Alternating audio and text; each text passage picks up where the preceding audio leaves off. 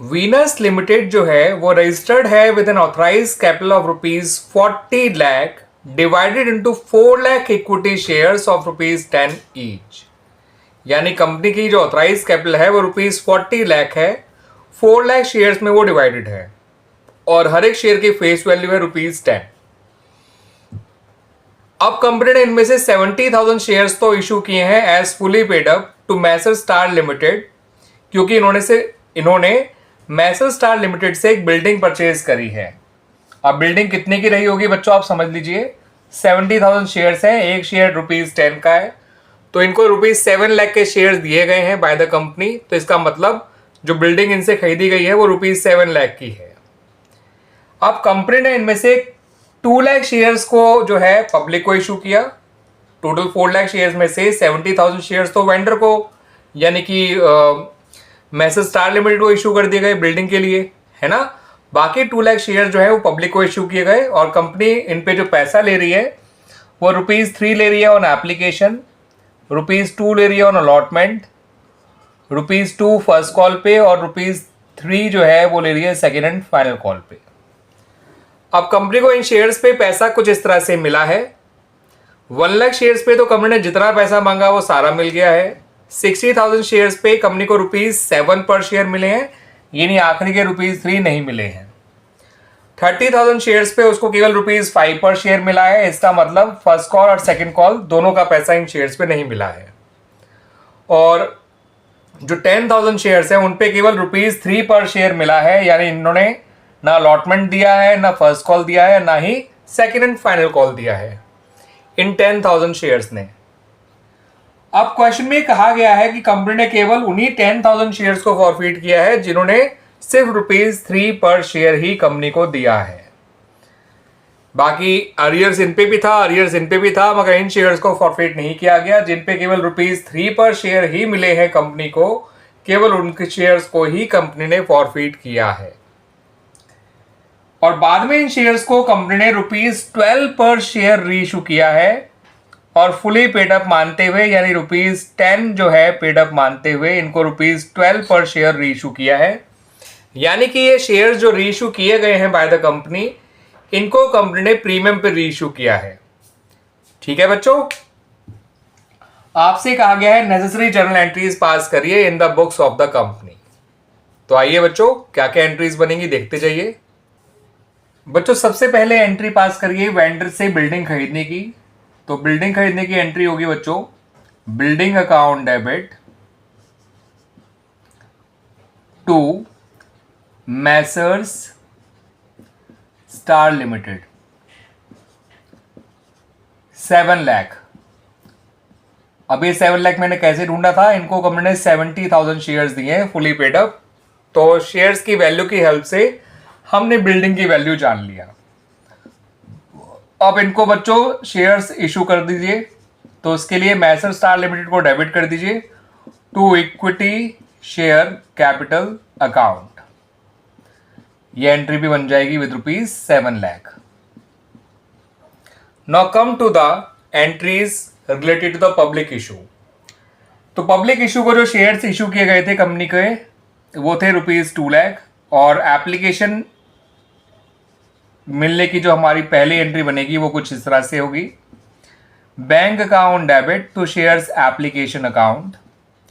Total number of share 2 lakh है, application money ₹3 per share है, तो 6 लाख रुपीज कंपनी को रिसीव होगा। एप्लीकेशन पे कोई अरियर नहीं होता बच्चों, ध्यान रखिएगा। अब इस पैसे को शेयर एप्लीकेशन मनी को ट्रांसफर कर दीजिए शेयर कैपिटल में। तो अगली एंट्री बनाइए, share application account debit to share capital account 6 lakh. अब हम बनाएंगे बच्चों अलॉटमेंट की एंट्रीज। और अलॉटमेंट की एंट्री जब हम बनाएंगे तो इस बात को ध्यान रखिएगा बच्चों कि अलॉटमेंट में 10,000 शेयर्स पे अरियर है।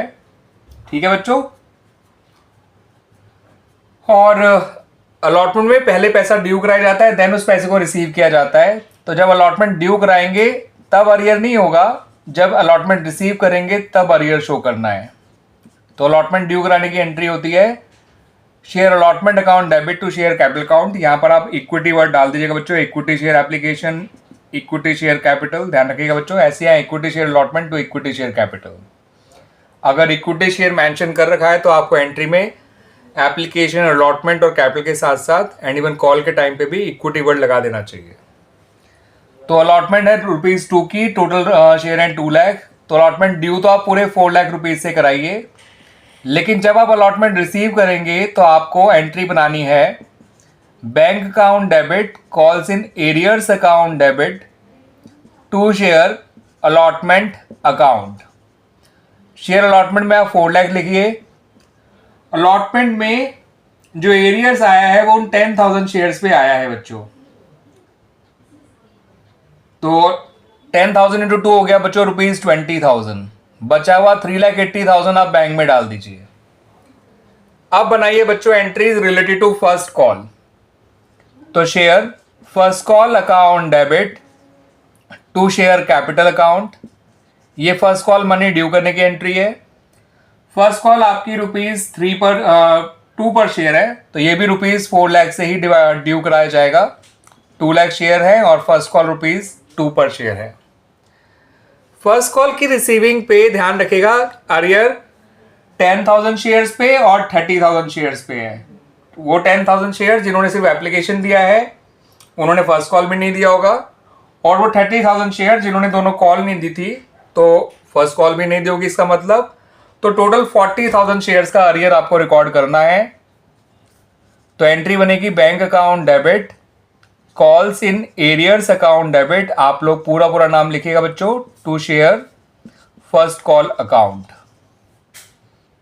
यहां 4 लाख ही लिखिए। 40,000 इंटू 2 80,000 आपका एरियर हो जाएगा और 3,20,000 आपका बैंक में आ जाएगा। यहां तक एंट्री हो गई बच्चों अप टू फर्स्ट कॉल। अब मैं इतना इसको रब करने जा रहा हूं, उसके बाद जो एंट्रीज बनाएंगे वो फाइनल कॉल की बनाएंगे और उन शेयर्स को फॉरफिट करने की एंट्री बनाएंगे। ठीक है बच्चों, 10,000 शेयर्स को। तो बच्चों share second and final call account debit to share capital account.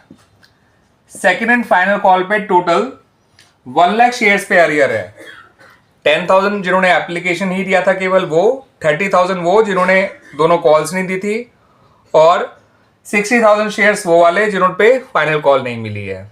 ठीक है, लेकिन हम second and final call due पूरे 6 लाख से ही कराएंगे, पूरे 6 लाख से ही कराएंगे। इसकी रिसीविंग के टाइम पे उस अरियर को लिखेंगे। तो bank account debit, calls in arrears account debit to share second and final call account. 6 lakh यहां लिखिए बच्चों। यहां पर टोटल अरियर है 1 लाख शेयर्स पे, 1 लाख इंटू 3 होता है 3 लाख, और 3 लाख ही आपका बैंक में आ जाएगा। तो बच्चों एरियर्स तो टोटल 1 लाख शेयर्स पे इन ऑल, चाहे किसी का अलॉटमेंट का अरियर हो, चाहे फर्स्ट कॉल का और चाहे सेकंड एंड फाइनल कॉल का। टोटल 1 लाख शेयर्स ऐसे हैं जिन पे एरियर्स है, मगर हमें फॉरफिट केवल 10,000 शेयर्स को ही करना है जिन पे कंपनी को केवल एप्लीकेशन मनी ही मिला है ₹3 पर शेयर और कुछ नहीं मिला। तो कंपनी ने उन्हीं शेयर को फॉरफिट करना है यहाँ पर। तो जब इन शेयर को फॉरफिट करेंगे तो शेयर कैपिटल अकाउंट डेबिट हो जाएगा बच्चों, और calls in arrear account credit होगा इन शेयर्स का। केवल इन शेयर्स का he calls in arrear account credit करना है, और इन शेयर्स का जो मिला हुआ पैसा है वो फॉरफिट शेयर अकाउंट में क्रेडिट कर देना है। ये पैसा उनको लौटाया तो जाता नहीं है बच्चों, तो इस पैसे को जो दे चुके थे ऑलरेडी कंपनी को वो आपको फॉरफिट शेयर अकाउंट में डालना है।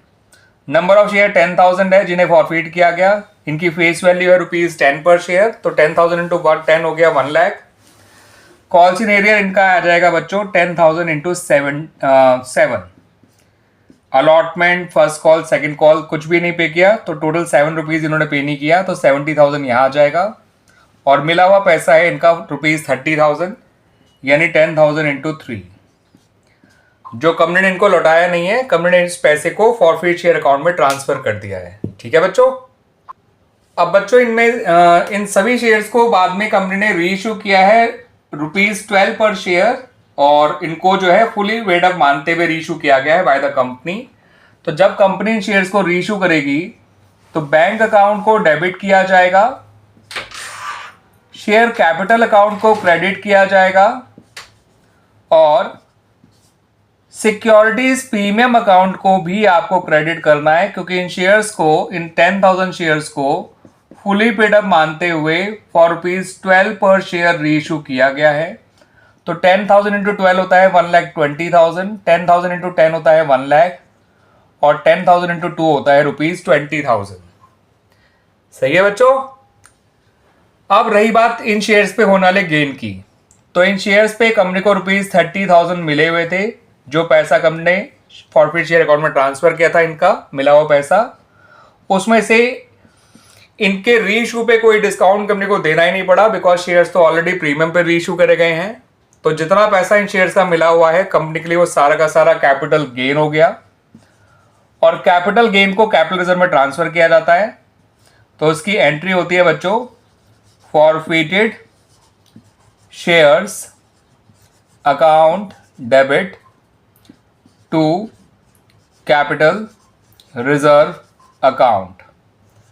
इस 30,000 से आप ये एंट्री बनाएंगे, और इस तरह से हमारा ये क्वेश्चन कंप्लीट हो गया बच्चों। ठीक है बच्चों।